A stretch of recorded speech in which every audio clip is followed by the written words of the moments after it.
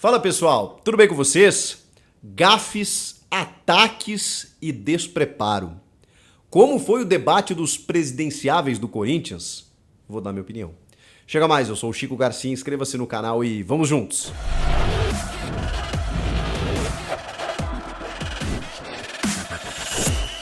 Na noite deste domingo, a Gazeta Esportiva, através do Mesa Redonda, apresentado pelo meu amigo Osmar Garrafa, fez um serviço ao torcedor corintiano. Colocou frente a frente André Luiz Oliveira, o André Negão, e Augusto Melo, candidatos à presidência do Corinthians para o próximo triênio.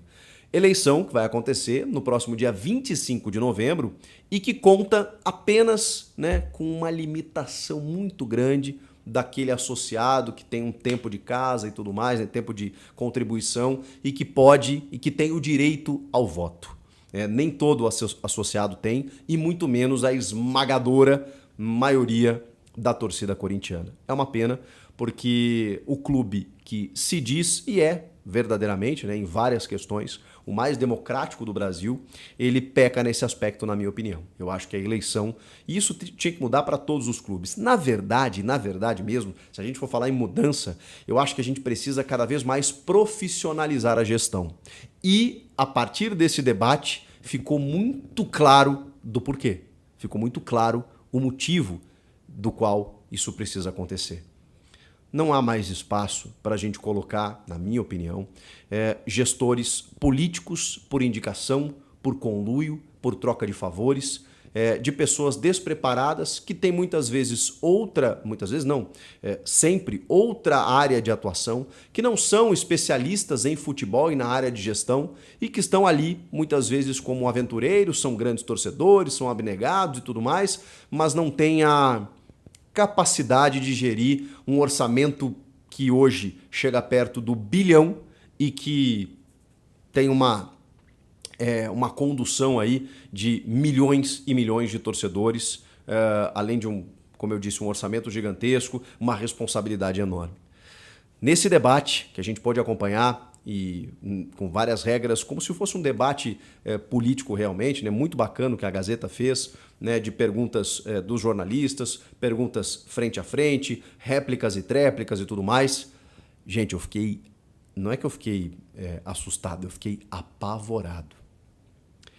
E eu nem vou falar aqui sobre oratória, porque isso também foi uma discussão, sobre o tropeço na língua portuguesa.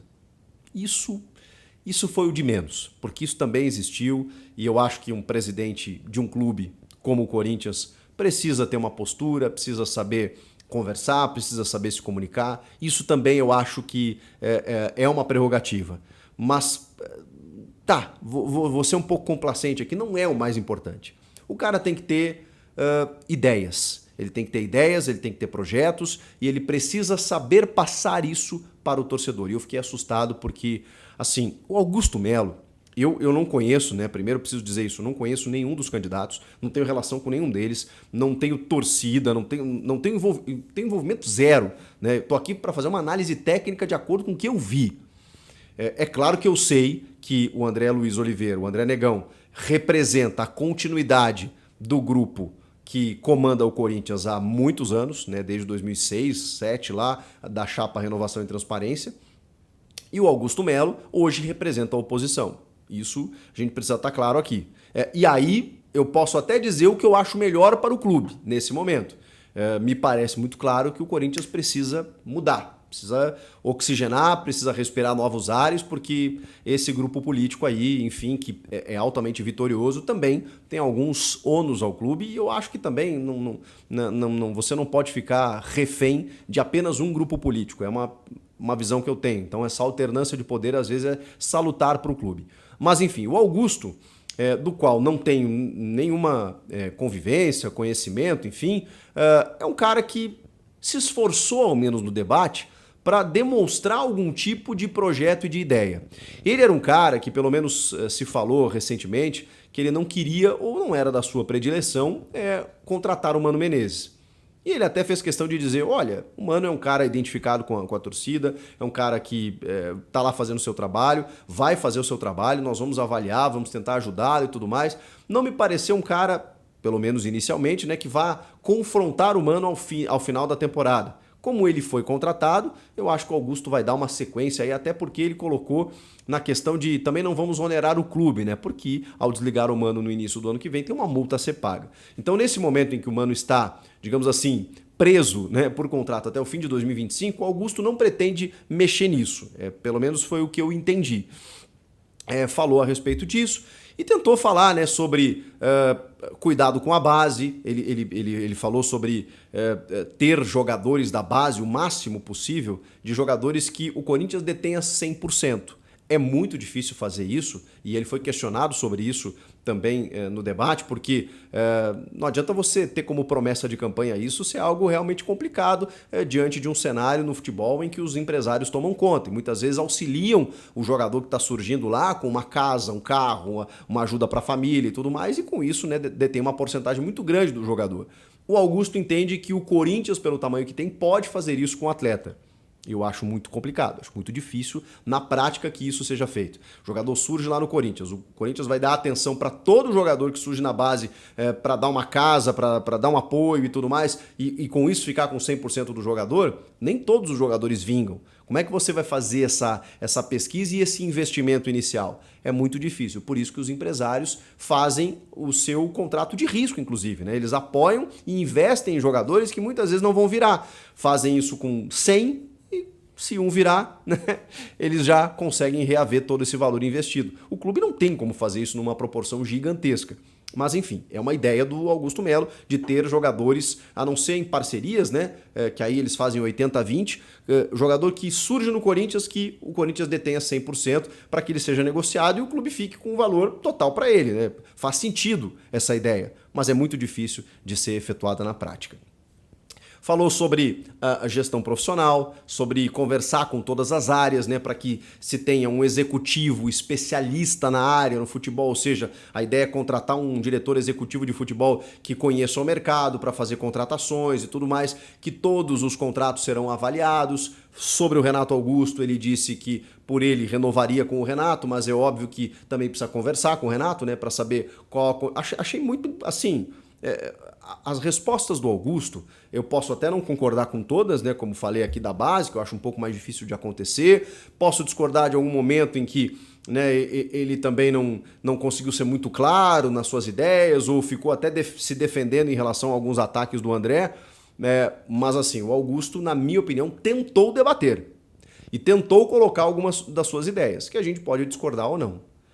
O André Negão, cara, eu fiquei assustado, porque, de novo, vou repetir, não tenho relação com nenhum deles, não conheço o André Negão, deve ser um grande corintiano, tenho como informação que ele está sendo colocado, né, na linha de frente para ser o candidato a presidente por aquela troca de favores, né, de um apoio constante que ele deu aos grandes cabeças dessa chapa, né, André Sanches, Duílio Monteiro Alves, Roberto de Andrade. Então, os caras estão colocando ele ali para que hoje, né, ele consiga ser candidato, mas erraram no nome, né? Erraram na escolha. Ele não tem o menor preparo para estar ali. Participou de várias áreas do clube, como ele mesmo disse, diretor administrativo e tudo mais, mas assim, não demonstrou isso no debate. Não vou nem dizer que ele não esteja preparado para o cargo. Essa foi a impressão que ele passou de acordo com o debate. Porque ele não estava lá para debater. Ele estava lá para atacar o Augusto, inclusive com algumas questões de ordem pessoal, sendo que ele também tinha algumas fragilidades na área pessoal que o Augusto, inclusive, rebateu. Nem vou entrar no mérito aqui, mas em algum momento assim do debate foi um ataque baixíssimo, de baixo nível, em que muitas vezes o André não sabia como colocar determinada pauta e ia para o ataque. Ia para o ataque, dizendo que o candidato, o seu oponente não sabia, não estava entendendo aquilo que ele estava dizendo. Cara, assim, aí foi falar da natação, do clube social, se perdeu completamente e depois cometeu aquela gafe, né, de dizer que em 2006, quando ele chegou, o clube não tinha CT, o clube não tinha isso, não tinha aquilo e não tinha Mundial, esquecendo do Mundial de 2000. Então, assim, perdido, sem ter noção de onde estava, da importância, não só do cargo, mas também do espaço que ele estava ocupando ali para poder representar o Corinthians, e não me convenceu. Em nenhum ponto o André Luiz de Oliveira me convenceu que pode ser o presidente do Corinthians. O Augusto, como eu disse, não foi um cara que encheu os olhos, mas, repito, tentou debater ao menos. Não sei se ele era o melhor para o Corinthians nesse momento. O fato é que o outro, assim, não condiz, gente, com o tamanho do Sport Clube Corinthians Paulista. E como eu disse, essa eleição vai acontecer no 25 de novembro, com uma restrição muito grande em relação a quem pode votar, e a gente vai ver se essa chapa que comanda o Corinthians há muito tempo vai continuar, ou se a gente vai ter uma renovação. E se essa renovação, que não é renovação em transparência, ou enfim, uma renovação de poder, se vai ser bom para o clube também, eu também não tenho convicção em relação a isso. Eu fiz aqui um resumo do meu sentimento, da minha impressão em relação ao debate dos dois sobre vários temas, né? Base, Renato Augusto, reformulação de atletas, né? De elenco, melhor dizendo, ataques pessoais, né? Que eu acho que não tem muito a ver naquele momento, vale pro folclore, pra audiência, pros likes, né? Que todo mundo fica, olha ali, o cara tá fazendo isso. Fica uma coisa meio circo, assim, mas não tem muito a ver com aquilo que o torcedor quer saber, que é futebol, que é investimento. E aí o André também se perdeu quando ele foi falar sobre a questão da dívida, né? O Corinthians está tentando aí encerrar o ano com esse turnaround que eles falam, né? Você virar e ter uma despesa menor do que a tua receita. Só que também é verdade que por conta de vendas muito grandes que aconteceram esse ano, isso pode acontecer. Só que essas vendas foram muitas vezes de valores menores do que poderiam, como é o caso do Pedro.